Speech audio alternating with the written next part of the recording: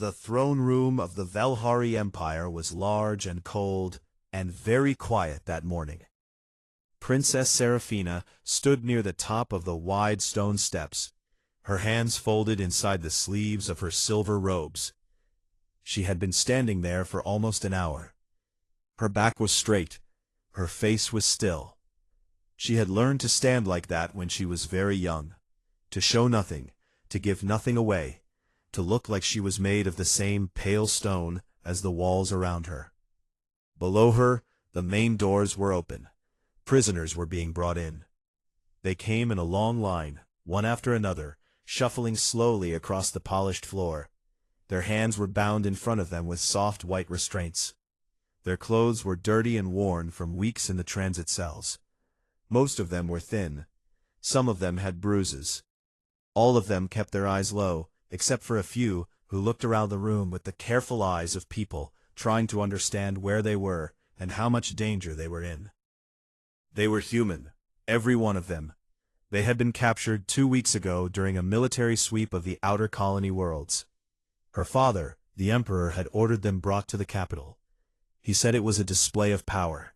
He said it reminded the Empire that humans, no matter how stubborn and strange they were, could not push into Velhari space without consequence. Seraphina had stood in his study when he gave that order, and she had said nothing, because there was nothing she could say that would change his mind. She had learned that too, which battles she could win and which ones she could not. She could not stop the prisoners from being brought here, but she had asked, very carefully, that they not be mistreated during transit. She had argued for nearly an hour to get even that much. Her father had agreed, in the end, with the tired impatience of a man who found his daughter inconvenient, but loved her enough to let her have small things. So the restraints were soft. The cells had been given food and water. But it was something. She watched the line move. A guard captain stood near the center of the room with a long document in his hand. He called out names one at a time. Each prisoner stopped in front of him, was looked over by 2 officers, and then was directed to one side of the room or the other. The ones with useful skills, doctors, engineers, anyone with technical training, were sent to the left. They would be assigned to labor posts. The ones without those skills were sent to the right. They would wait in the holding cells until a prisoner exchange could be arranged. Seraphina did not like this process. She never had. But she stood and watched because her presence made the guards behave better. When she was not there, small cruelties happened. She had seen it. So she came every time prisoners were processed, and she stood on the steps, and she watched, and the guards kept their hands to themselves, and their voices low. The line moved slowly. She watched a woman with short red hair who walked with her chin up. She watched an older man who moved carefully because his left leg was hurt. She watched a young man, barely more than a boy, who was trying very hard not to look frightened and was not succeeding. She watched them all. And then the next person stepped forward, and Seraphina stopped breathing. He was tall. Not the tallest man in the room, but tall enough to stand out. His hair was dark brown, cut short on the sides, a little longer on top, and it fell across his forehead in a way that was messy from weeks without proper care. He had not shaved in some time, and there was rough dark growth along his jaw. He was thinner than he should have been, thinner than she remembered, and the lines of his face were harder now, carved deeper by years and weather and whatever life had put him through. But the shape of his face was the same. The line of his nose, the set of his jaw, the way his brow sat over his eyes, serious and calm. The way he stood, even in restraints, not beaten down, not broken, but simply steady. Like someone who had a long time ago made a quiet decision that hard things would not take him apart. Her heart hit the inside of her chest once, very hard. The guard captain called out the name. Cole Navarro, human male, age 32, Frontier Medical Corps, 6 years service. She did not move. She could not move. She stood at the top of the steps with her hands still folded in her sleeves, and her face still and perfectly controlled. And inside her chest, something was happening that she could not name. It was not just recognition, it was bigger than that. It was the feeling of something she had carried for a very long time, suddenly becoming real in front of her. Cole Navarro looked up. He was doing what careful people did in new places, scanning the room, reading it, understanding it. His eyes moved across the space naturally, taking in the guards, the columns, the high ceiling, the steps. And then his eyes moved up the steps and found her face. He looked at her the way anyone looked at a royal figure standing above them in a throne room, careful, measuring the danger. Nothing more than that. He did not recognize her. She had not expected him to. She had been 7 years old. She had been small and thin and terrified, her hair loose and tangled, her clothes plain because she had dressed herself that morning without her attendants. She had looked nothing like the woman she was now. He had no reason to know her face. But she knew his. She had known his face for 16 years. She had carried it the way you carried something important, not always in front of you, but always somewhere close, somewhere you could reach it. On difficult nights, on days when her father's court felt cold, and the empire felt too big, and the things she wanted to change felt too heavy to move, she had thought about that face. She had thought about what it meant that a person could exist in the world who ran toward a frightened child in a freezing corridor without stopping to think about whether it was safe or smart or worth the trouble. It had meant something to her. It had meant a great deal. And now he was here. 32 years old, thinner and worn, and standing in her throne room in restraints, looking up at her with the eyes of a man who had no idea that she was the child he had saved. The guard captain was already moving on, directing Cole to the left side of the room with the others who had medical training. Serafina watched him walk. She kept her face still. She kept her hands folded. She stood on the steps and did not move, and she breathed very slowly and carefully, and she thought about what she was going to do next, because she was not going to let him walk out of this room and disappear again. Not after 16 years. She was 7 years old when it happened. She remembered it the way you remembered things from early childhood. Not in a straight line, not every detail perfectly clear, but in pieces, in feelings, in images that had stayed sharp even when everything around them had gone soft with time. She remembered the color of the corridor walls, a dull gray-green, the kind of industrial color that border stations used everywhere, because it was cheap and easy. She remembered the metal grating under her feet, and the way her shoes made a small ringing sound when she walked on it.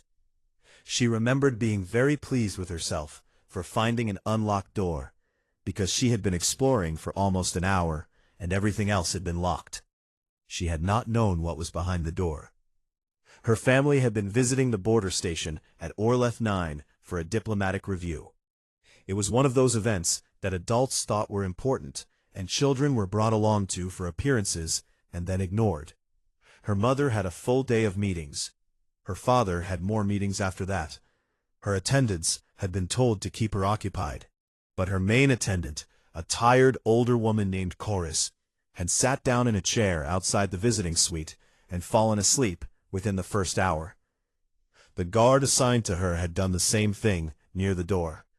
Serafina had looked at both of them sleeping, and then she had gone exploring. She had walked through 3 corridors without any problem. She had found a room full of monitoring equipment that hummed pleasantly and showed star maps on its screens. She had found a small kitchen that was empty, and had helped herself to something sweet from a low shelf. She had been having a very good morning.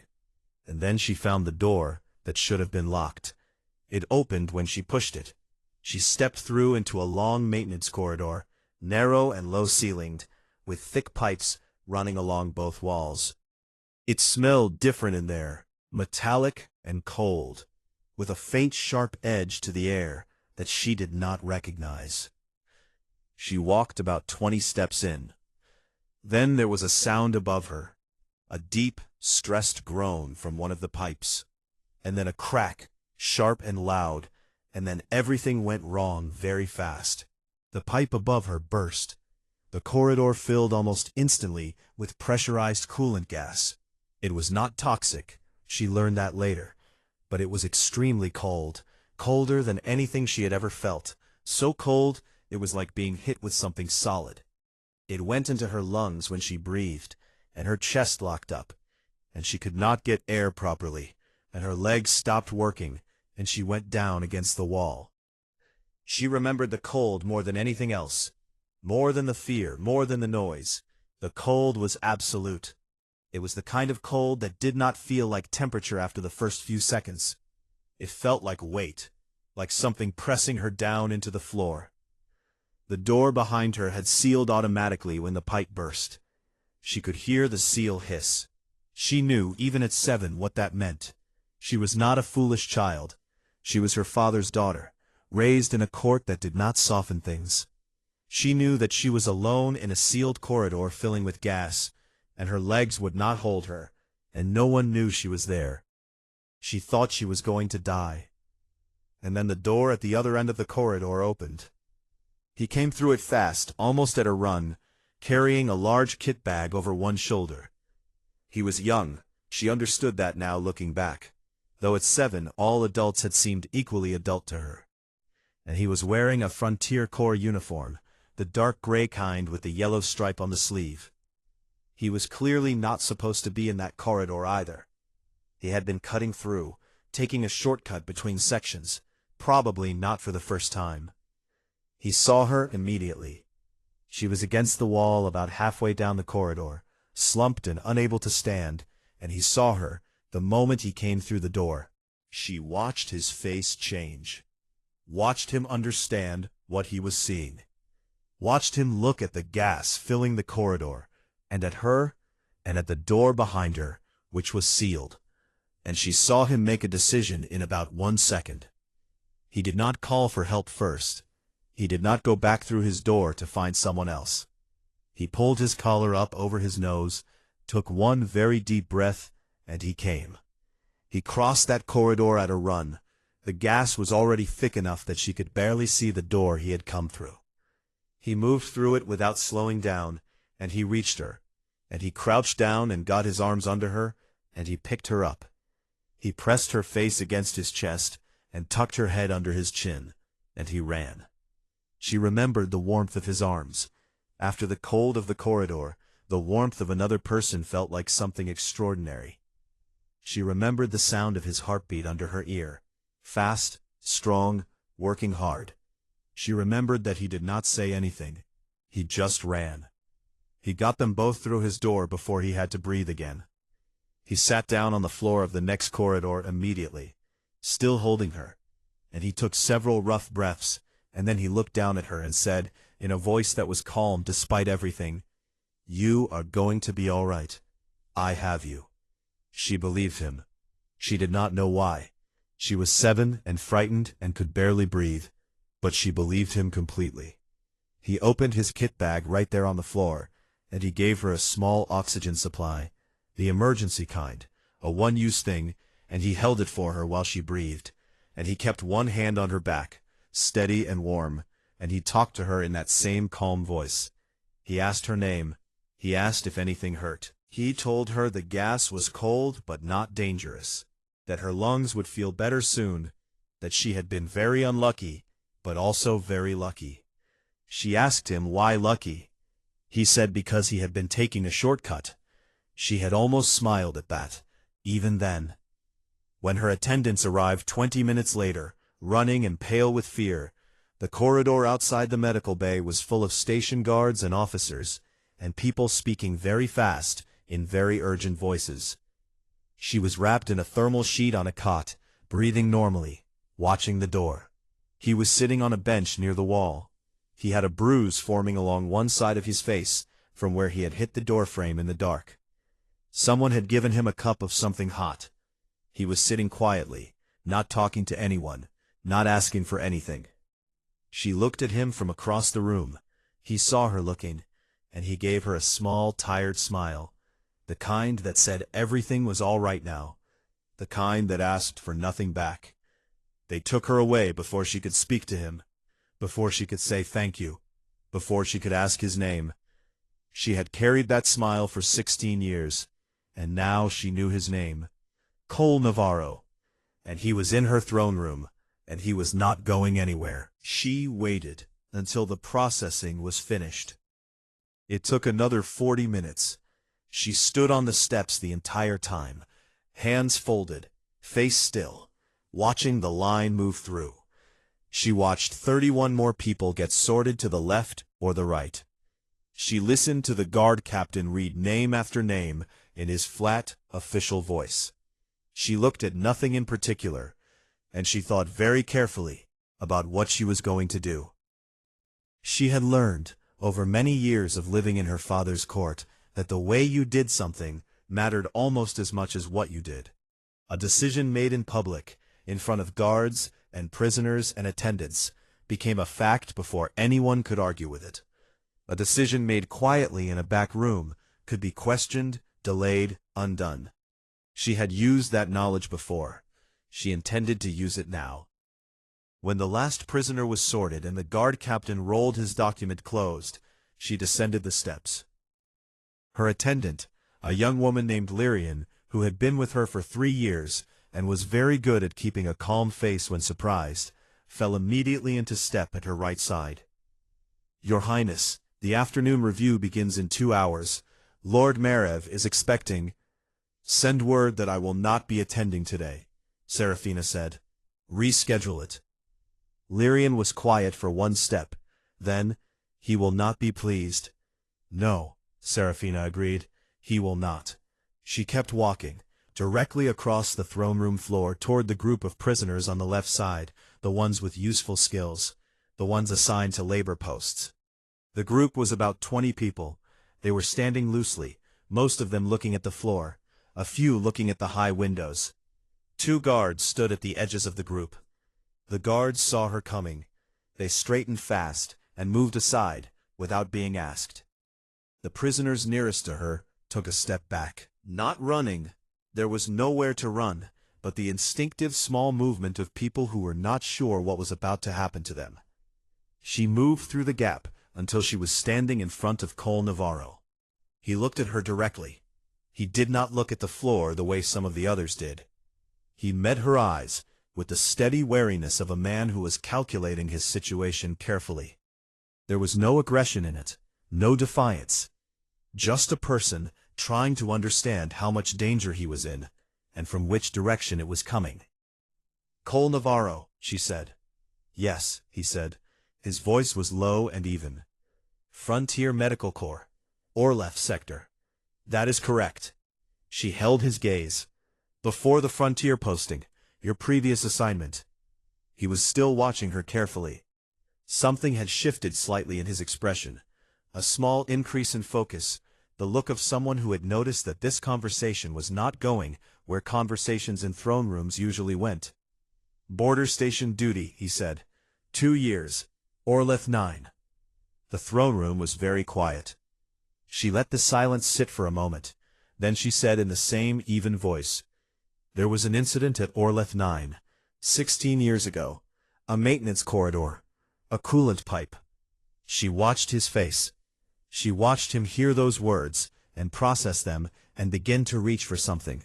She could see him going back, sorting through 16 years of memories, looking for a corridor, a burst pipe, a cold gas, a child against a wall. She could see the moment he found it. His expression did not break open the way some people's would have. He was too controlled for that, too practiced at keeping himself steady. But something moved behind his eyes. Something shifted in the set of his jaw. He was looking at her face differently now, not at her rank, not at the danger she represented, but at her face itself. He was looking at the shape of her nose, and the angle of her brow, and the particular way her eyes sat, and he was laying it over something old and half-remembered. "There was a child," Serafina said quietly. He did not speak for a moment. Then he said, very carefully, "That was you." "Yes." He looked at her. She looked back at him. Around them the throne room was perfectly silent. The guards were staring. Lyrian was staring. The other prisoners were making a careful effort to look at the walls, but none of that mattered particularly. "I did not know who you were," he said. The same calm voice, not apologizing, not performing, just saying a true thing. "I know," she said. "That is the entire point." He absorbed that. He gave a very small nod, the kind that meant he understood more than the words themselves. She turned to the guard captain. She made her voice clear and even, and she did not leave any spaces in it for questions or hesitation. "This prisoner is removed from the labor assignment, effective immediately. He is to be transferred to the East Wing guest quarters. He is to be given clean clothes, food, and anything else he requires. He is to be treated as a guest of this court, not a prisoner. His restraints are to be removed right now." The guard captain opened his mouth. She looked at him with the particular look she had spent 23 years developing. Not angry, not aggressive, simply immovable. He closed his mouth. He turned to the nearest guard. "You heard the princess. Remove the restraints." The guard moved forward. The soft white bands around Cole's wrists came off. He looked down at his wrists for a moment, just a moment, and then he looked back up at her. "The other prisoners," he said. Not a demand, not a challenge, just a question, asked in the same steady way he seemed to do everything. Somehow she had expected exactly that. "The prisoner exchange has been in discussion for several weeks," she said. "I intend to speak with my father this evening and push for it to be finalized. I cannot promise you a date yet, but I can tell you that I have been working toward this for longer than you have been here, and I do not intend to stop." He looked at her for a long moment. Then he said, "All right. Just that. No excessive gratitude, no long speech, just all right. The word of a person who had heard something true and accepted it." She gave a small nod. "Lyrian will take you to the East Wing." Lyrian stepped forward, her face professionally composed over what Seraphina suspected was considerable personal bewilderment. "This way, please," she said to Cole. Cole looked at Seraphina one more time. There was something in his expression that she could not entirely read, something layered, carrying more than the moment itself. He had saved a child once by accident, on a shortcut, in a cold corridor, and had never known what came after. And now he was standing in an empire that had taken him prisoner, and the child had grown up, and the world was strange and full of things that could not be planned for. He gave her a very small nod, then he followed Lyrian. Seraphina stood in the middle of the throne room floor and watched him go. Behind her, the guard captain cleared his throat very quietly, which was his way of reminding her that there were still 20 other prisoners standing nearby, and no one was quite sure what to do. She turned back to the room. "Continue the processing," she said, "and treat them carefully." She walked back to the steps. She folded her hands in her sleeves. She stood straight and still, and looked at nothing in particular. But for the first time in a very long time, the throne room did not feel quite as cold as it usually did. She went to her father that same evening. His study was on the upper level of the palace, a wide room full of maps and star charts, and the kind of heavy furniture that said power without needing to try. He was standing at the large window when she came in, looking out at the city below, a cup of dark tea cooling in his hand. He was a tall man, her father, with silver at his temples, and the kind of face that had once been handsome and had settled into something more serious with age. He did not turn around when she entered. "I heard about the throne room," he said.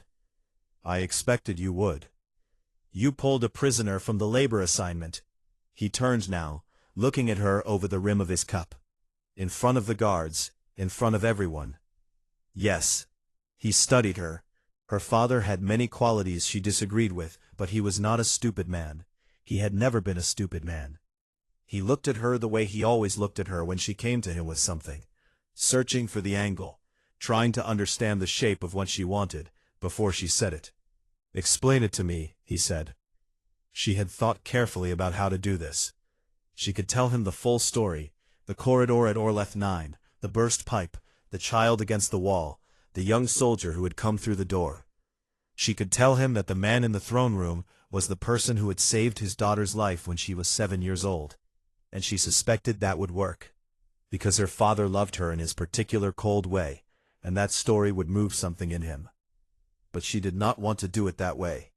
She did not want Cole's value to her father to rest on what he had done for her specifically. It felt like making him a symbol of a debt rather than a person in his own right. So she told her father a different version of the truth. She told him that Cole Navarro was a Frontier Medical Corps veteran with 6 years of experience in the Orlat sector, which was the most politically complicated region of the border zone. She told him that she had been working for 3 years on a proposal for a humanitarian liaison program, a small team of qualified people, mostly medical, who would work at the border stations to manage health crises in ways that did not require military escalation.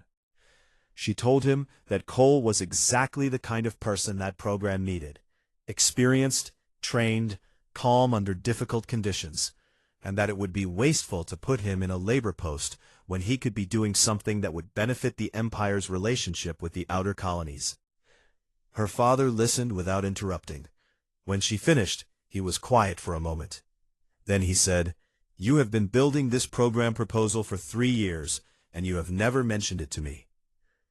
"I mentioned it twice," she said. "You were busy." His mouth moved very slightly, not quite a smile. "And the prisoner exchange for the others?" "It has been in discussion for weeks. I am asking you to finalize it. They are not worth keeping. The labor value is minimal.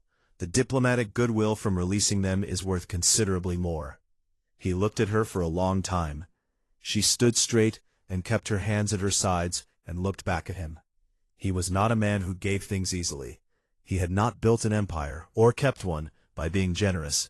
But he was also a man who respected a well-made argument, and he was also, underneath all the weight of what he was, her father. "The exchange will be finalized within the week," he said. "Your medical liaison program will be reviewed. If the proposal is solid, I will consider it." "The proposal is solid," she said. "I have had 3 years. Then we will see. If he agrees to this program, he is under your direct authority. Any problems he causes are yours." "Understood, Serafina." She stopped at the door.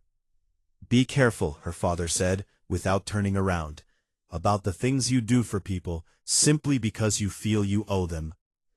She looked at the back of his head for a moment. "I will," she said. She was not sure he believed her. She was not entirely sure she believed herself. She found Cole in the East Wing garden the next morning. He was sitting on the low wall that ran along the edge of the path, not on one of the benches, which she found interesting.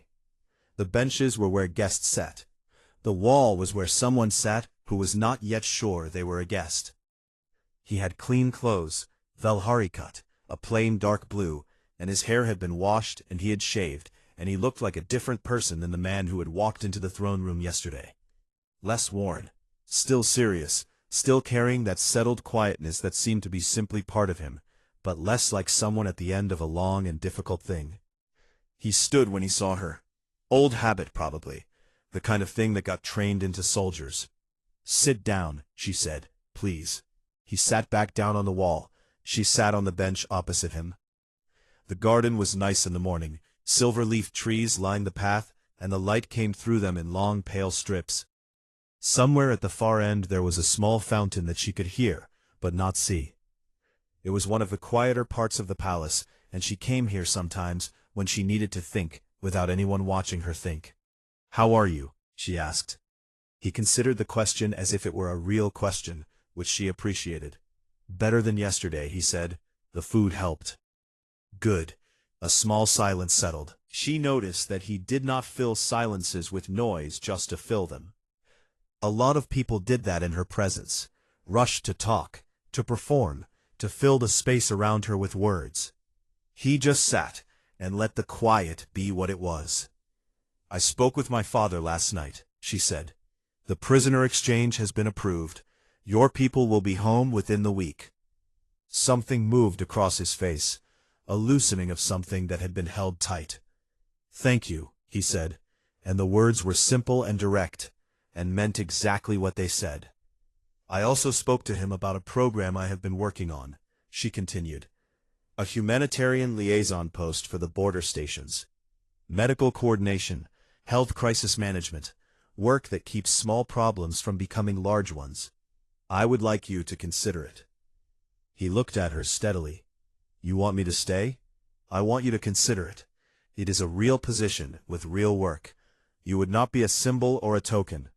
The border stations in the Orlith sector see more medical emergencies than any other region, and they have almost no proper coordination structure. Someone with your experience could do a great deal there. He was quiet, thinking. She let him think. After a while he said, Why me specifically? There are other medics. She had thought about how honest to be. She had decided, somewhere between her father's study and this garden, that she was done with careful half-truths. She had spent 23 years in a court full of them. It was exhausting. Because 16 years ago, I was 7 years old and dying in a cold corridor, she said.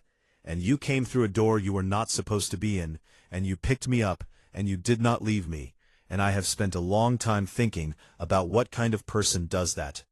And I believe that the border stations need exactly that kind of person. He listened to all of it without looking away. Then he said quietly, I did not know you were a princess. That is why it mattered. He asked her for one day to think about it. She said yes, without hesitation, because it was a reasonable thing to ask, and because she respected the fact that he asked it. A lot of people in his position would have said yes immediately. Yes to the princess, yes to the offer, yes to whatever got them on the best possible side of the most powerful person in the room. He did not do that. He said he needed a day, and he said it simply, and she believed that he actually meant to use it. She left him in the garden and went back to her work. The day was full. There was a trade negotiation that had been stalled for 2 months and finally needed her direct involvement. There were 3 letters from regional governors that required responses.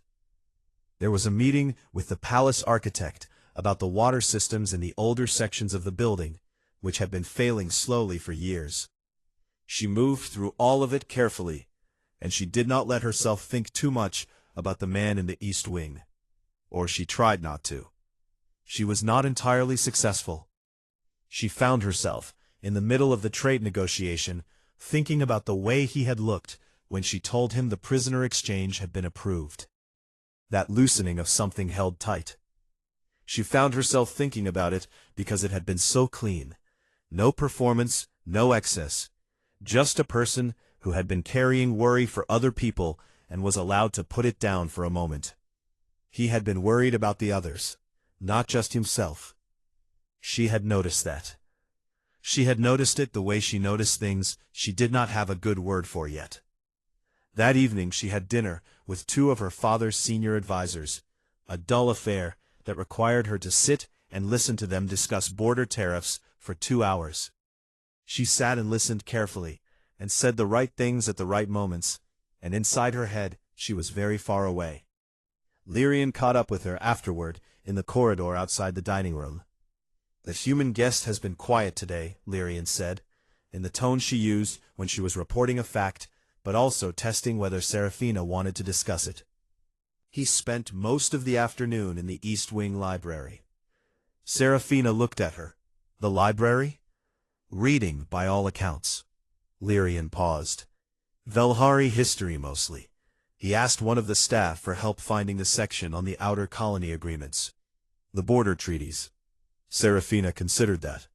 He was reading the border treaties. He was using his one day not to rest or to wander or to sit with his uncertainty, but to learn, to understand the situation he might be walking into, to be prepared. She said nothing to Lyrian, but she thought about it for the rest of the evening. He came to the garden again the next morning. She was already there, on the same bench with the same book. She had barely been reading for 3 days. The morning was pale and cool, and the silver-leaf trees were very still. She heard his footsteps on the stone path, and looked up. He walked to the bench, and he sat down, not at the far end this time, in the middle. I will take the position, he said. She kept her face still in the way she had been trained, but something in her chest went warm and quiet. "All right," she said. "I have conditions. Tell me."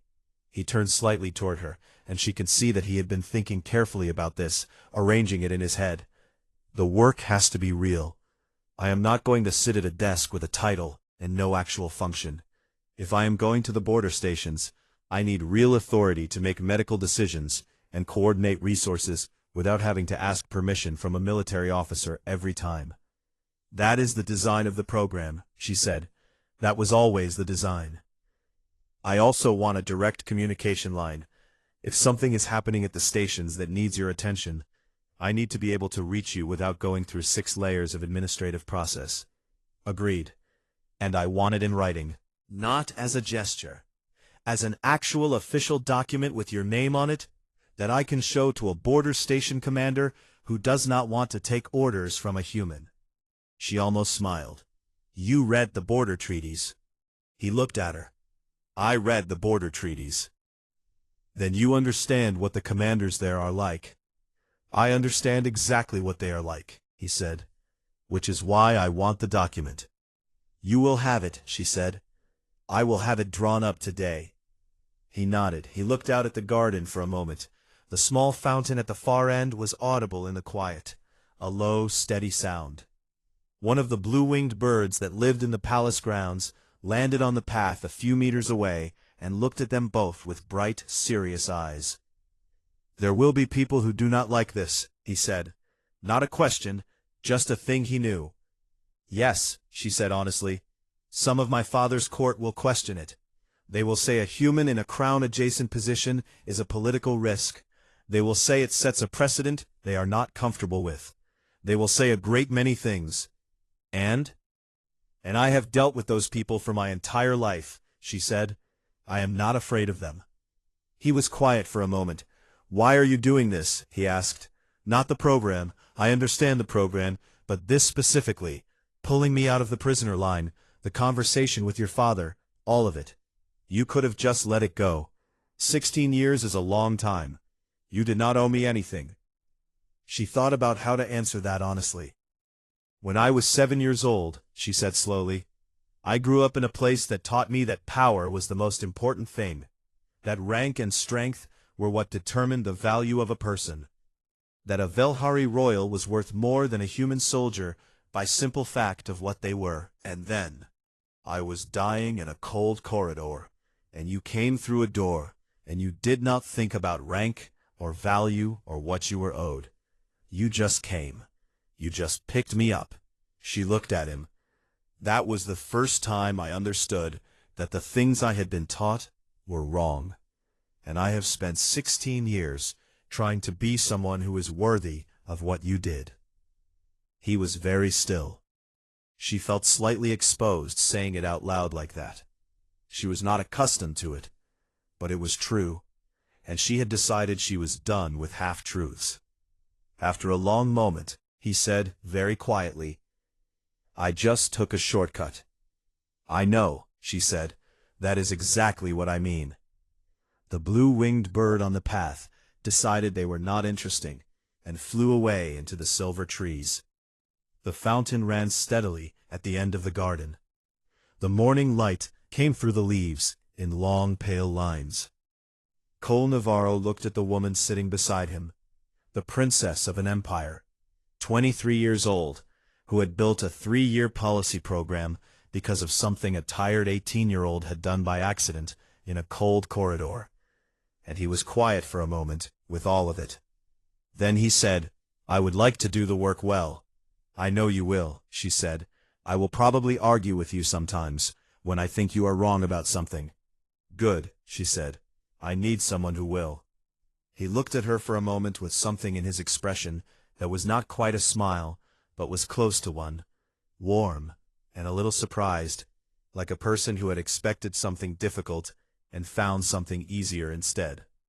"All right," he said. "Then I suppose we have an agreement."